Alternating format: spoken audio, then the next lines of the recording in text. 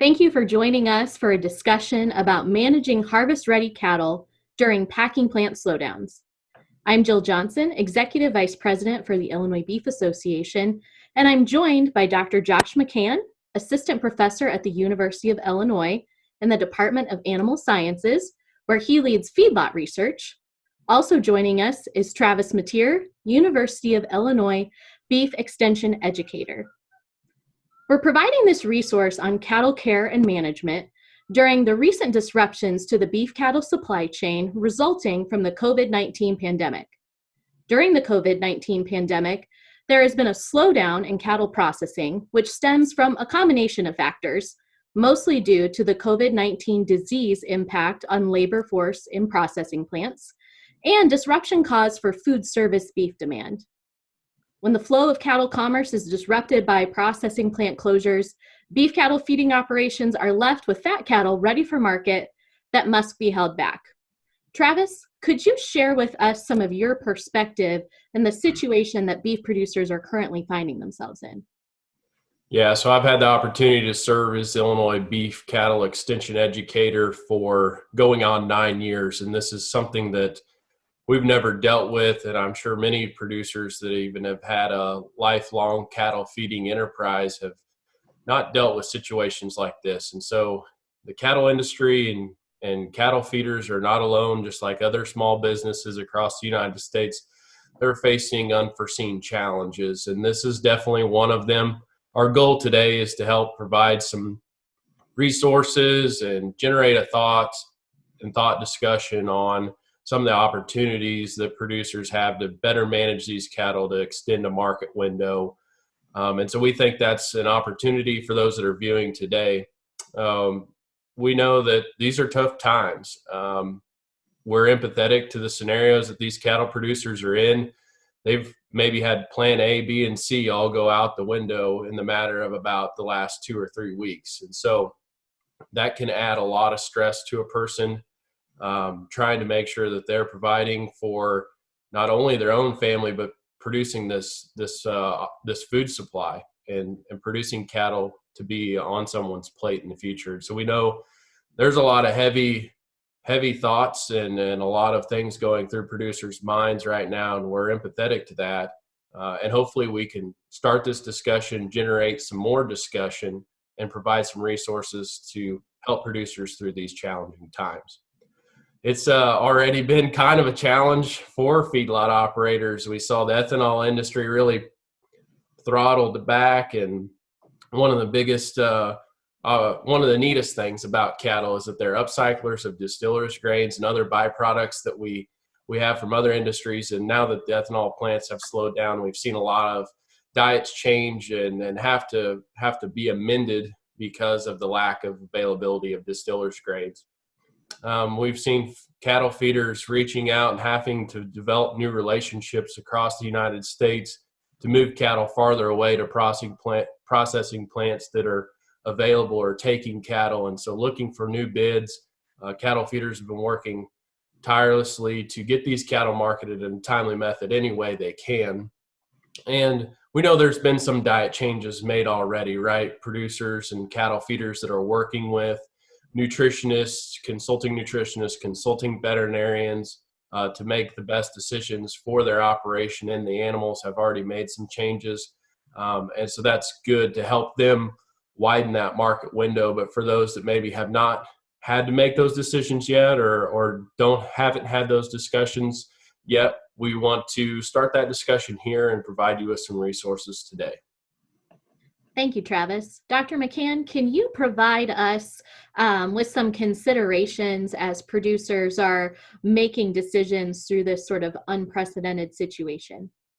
Yeah, absolutely. This is certainly unprecedented in many ways, but it's important for producers to keep in mind that this is not the end, even though maybe we are loosening some of the social distancing policies that are in place across the country from a cattle marketing challenge. It's really just beginning, and part of that's because a lot of the calves that are placed in feedlots that are born in the spring, placed in the fall, are now just getting ready to go to market. And so May and our June are our heaviest kill months of the entire year. And so with these reduced capacity in our packing facilities, we certainly believe that these delays of marketing cattle are going to continue on into the summer. And so if you've got cattle that we're planning to kill in April that maybe are currently affected, that's one thing, but you also need to be looking ahead. Cattle in May, June, and likely July, we would all expect those cattle to be delayed probably around a minimum of at least 2 weeks, but maybe even up to 6 weeks past their original ideal slaughter date. And so with that in mind, we just at a point where we really need to recalibrate our target on when we need to market our cattle. If you can market them around their original compositional endpoint, that's what we normally think about marketing cattle at a yield grade 3, around a half an inch of back fat or so. If you can do that, that's great. And so some of these alternatives are not for every pen of cattle. They're not for every animal on your place. But if we can't market them at the original time, we need to start thinking about them relative to our heavyweight discount. And so that comes into effect when we have a carcass weight of 1,050 pounds, which translates to a live body weight of 1,650 pounds. And so with that in mind, we'll kind of recalibrate some of our expectations and some of our decisions based on trying to avoid this heavyweight discount. That heavyweight discount can run about $150 or more, depending on the situation in the plant and how they're currently trying to manage their inventory. And so with that, we really need to think about how we can identify these cattle that need to be managed and what are some of these options that we have. And so for doing this, kind of created a little bit of a decision tree I'll share with you. And so with that, that first question that we really have to help you manage your cattle better is really understanding how much do they weigh today, or the most recent weight that you have, but you really do need some kind of accurate weight. And so based on that, we kind of put them into some different categories. And so if you have pen space, these are certainly kind of the ways I would sort cattle or begin to think about those. And so if we have cattle starting over here on the right, we have cattle that are weighing over 1,600 pounds. These are the cattle that really need to be marketed now. And if you're in a position that you can do that, well, obviously that is ideal, and that's great. But if not, then we're really at a place here where we need to take a little bit more intense measures to limit additional weight gain from these cattle. And so some things that we'll consider would be some additional roughage, but also limit feeding, because really these cattle are going to be begin taking these heavyweight discounts in the very immediate future. We can take a step down here and move to our lighter weight class. If you've got cattle that are between 1,500 and 1,600 pounds, to avoid our marketing or our heavyweight discount, we really got about a 30-day marketing window. Now, our cattle are going to be becoming less efficient. They're going to be becoming more fat. And so it's not like there are not other problems with that. But relative to this heavyweight discount, we have about a 30-day marketing window. And if you can get on a slaughter schedule at a plant within this time frame, then I would recommend staying the course and not making any major adjustments to your diet or your management of the cattle, because there is risk that comes with this. However, if you're not confident and you are not able to get these cattle marketed within this kind of window, then we want to target an average daily gain around 2 pounds, maybe a little bit less. But if by just reducing this average daily gain to about 2 pounds a day, then we're probably adding another 3 weeks opportunity to get these cattle marketed before reaching that heavyweight discount. And so there's a variety of ways that we can do this. Adding roughage to the diet is one of these factors. The next weight category, everything's pretty much the same, except within this 1,400 to 1,500 pound range, we have about a 60-day marketing window. So if you can get them marketed within 60 days, you believe, then I recommend not making any changes. If not, though, we would recommend slowing down these cattle a little bit, adding some roughage to the diet, and giving yourself a little bit more greater window to get these cattle marketed. And then our last one, cattle that are between 1,300 to 1,400 pounds. I have about closer to a 90-day window to get those before they incur those heavyweight discounts. And so you can either stay the course if that seems realistic, or you can slow down these cattle. The one exception I probably would make would be some heifers. These heifers are going to slow down their rate of gain within this 1,300 to 1,400 pound range, most likely. and start putting on a significant quantity of back fat, I would assume. And so I would kind of call them an exception to the rule and probably prioritize shipping those cattle before they get too inefficient from a gain standpoint. But recognizing that, these decisions aren't for all of your cattle, they're for the ones that you're having the most difficult time marketing, and for the heaviest ones. And because anytime we slow these cattle down, we're going to be increasing our cost of gain significantly. And so those are all important factors to keep in mind. Okay, thank you, Dr. McCann. Travis, could you provide some considerations when identifying feed ingredients as we're talking about amending diets?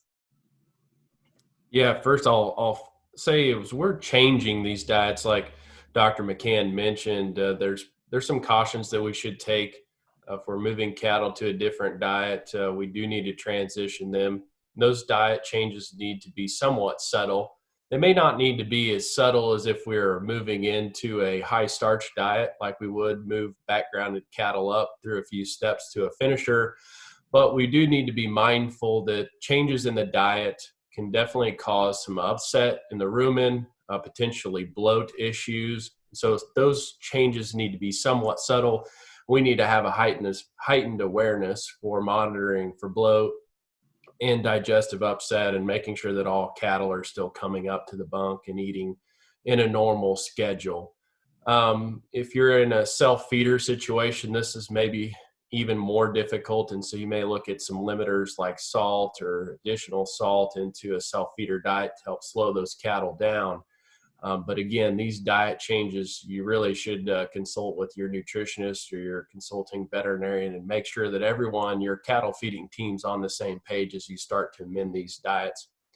If we're going to amend diets and start slowing cattle down, we absolutely need to identify some roughage sources to put back in the ration. And maybe it looks more like your previous step ration. And so that might give you some idea of what you need to identify. But many cattle feeders probably have some type of forage on farm, whether it be corn silage, hay silage, hay, or even corn stover or corn stalks. These poor quality forages can be ground and included into a finisher or a finishing ration to slow them down. If cattle feeders do not have some of those feedstuffs available, or their budget doesn't suit this extended feeding period, they may need to identify some available off-farm feedstuffs. And so it may take some work to work with some local hay brokers or find some hay locally. We know there's a lot of poor quality hay made last year, and a lot of it was probably termed grinder hay. And so that hay is definitely an option. It may not cost a whole lot for a feedlot to acquire and put through a grinder and be a roughage source to help slow these cattle. So just identifying what you have on farm and potentially what you could find in your local area to help add roughage to these diets, because we know that's something we're going to have to do as we amend these diets to slow cattle down. Dr. McCann, can you provide more information on slowing average daily gain and cutting diet cost? Absolutely. So like I said, this is pretty much the opposite of anything that we ever try to do as a feedlot nutritionist. We're always trying to maximize gain. And that's one of the reasons why beef is affordable and our system is really efficient for production of food for consumers. But in these kind of situations, we've kind of flipped the script, and it's pretty much the opposite scenario. And so with this, right, we don't want to make, as Travis said, we don't want to make huge changes. We want to make minor changes that can kind of increase our window of opportunity to get these kind of marketed. And so I've kind of created another decision tree. I guess it's decision tree week in my world here. And so I'll share that with you guys.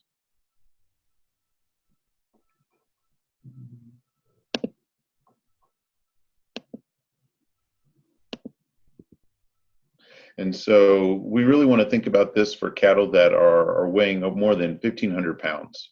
And so for cattle that are in this position, that's really when we want to start thinking about making larger dietary changes. And so the first question I would ask you is if you have any extra silage available. And if the answer is yes, that's probably one of our ideal roughage sources in these kind of situations, mostly because it's very cost effective, especially in an energy standpoint. And so increasing their silage inclusion in your diet to maybe more than 50% of the diet on a dry matter basis may be a possible consideration. If that's not something that's available, our follow-up would be kind of some additional roughage, as Travis was mentioning, whether that's hay, stover stalks. Overall, I would think about trying to select the lowest cost and the lowest protein roughage, and then increasing that to maybe 20 to 25% of the diet, much more than that, and then we're going to be affecting our corn digestion within the rumen. If that's not an option, or if we're still looking to consider other things to try to reduce some of our diet costs, we can also remove some of our more expensive additives and reducing some of the protein feedstuffs and their inclusion in our diet. So if we can remove some of these things, I would suggest that, going with a cheaper mineral, reducing any of those expensive additives. But overall, I would recommend leaving in our ionophores such as monensin. These are a great tool to help can control and get a more desirable population of bacteria in the rumen when we're making some of these dietary changes. And so that would be overall important, but reducing protein in the diet can also be something to consider as we're trying to reduce performance. If we're still looking for additional options at this point, that's when I would go to, I'd ask you if you have 24 inches of bunk space per animal in your pen.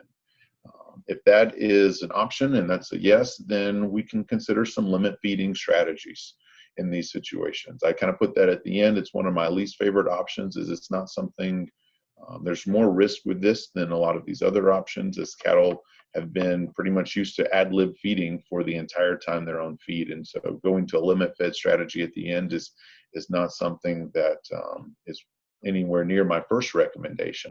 But if we're still looking for options past this, we may be at a place where we need to consider utilizing some available pasture, depending on cattle and pen availability. But all of these things are changing. All of these things are very unique to your farm and your cattle. And so we appreciate those things. And that's why we've kind of created a tool. And so for producers, who have good relationships with their nutritionists, we absolutely recommend you continue to keep an open dialogue on that end. But if you do need help adjusting your diets, we have created a free producer survey at this link. And so that's go.aces.illinois.edu/beef_survey there.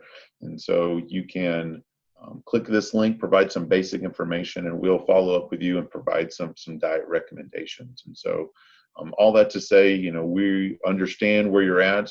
At the university, we've marketed 2 groups of cattle here in the month of April. And while we were able to market them on time, they definitely didn't sell with what we had hoped for. And so we understand and recognize that some of the best parts about the beef industry is really the people that are in it.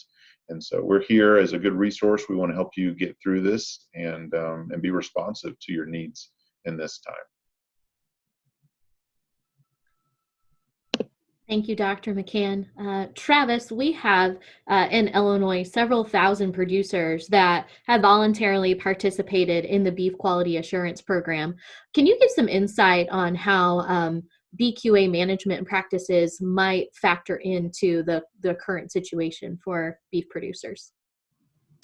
Absolutely. And for those that aren't familiar, BQA is beef quality assurance, and we like to just define BQA as responsible, thoughtful cattle management.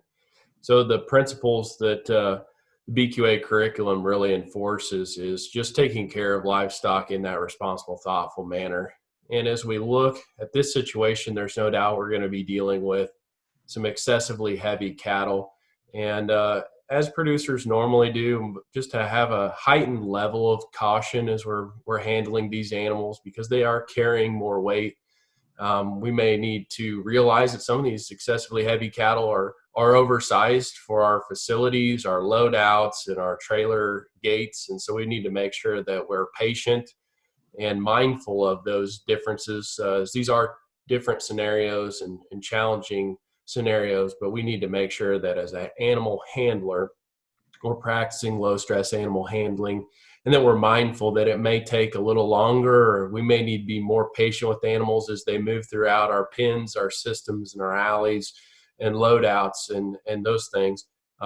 We we know that producers are definitely sorting cattle too, right? So the most market ready cattle, we're sorting them up and preparing them to be marketed earlier.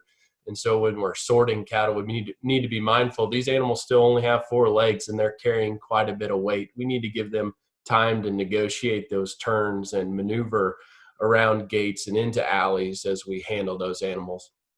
The other thing that we need to be mindful of, and as part of beef quality assurance, is making sure that animals don't have problems with heat stress. These excessively heavy cattle are more susceptible to heat stress and don't handle it as well. And so maybe in a situation where a producer planned to have these cattle marketed already, we're going to come into some hotter days and some hotter, warmer weather here as we go into the future.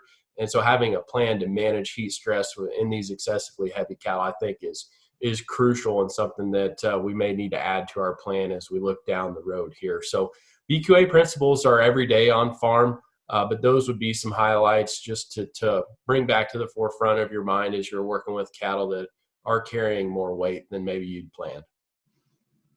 Thank you, Travis and Dr. McCann, for providing information on how to manage market-ready cattle during this unprecedented COVID-19 scenario. To remind our producers of resources that are available to them for additional information about COVID-19 and the policy work of the Illinois Beef Association, along with producer resources, you can visit illinoisbeef.com. The University of Illinois Beef Cattle Extension Facebook page is a great place to find a plethora of information in terms of cattle care and management, along with resources that you might be interested in for during COVID-19. And then, of course, the survey link for assistance with custom diet formulation is listed at the bottom of this screen, along with in the comments under the video. So we thank everyone for joining us in this discussion, and all of us are more than willing to be a resource and a sounding board as we move forward with our current scenario.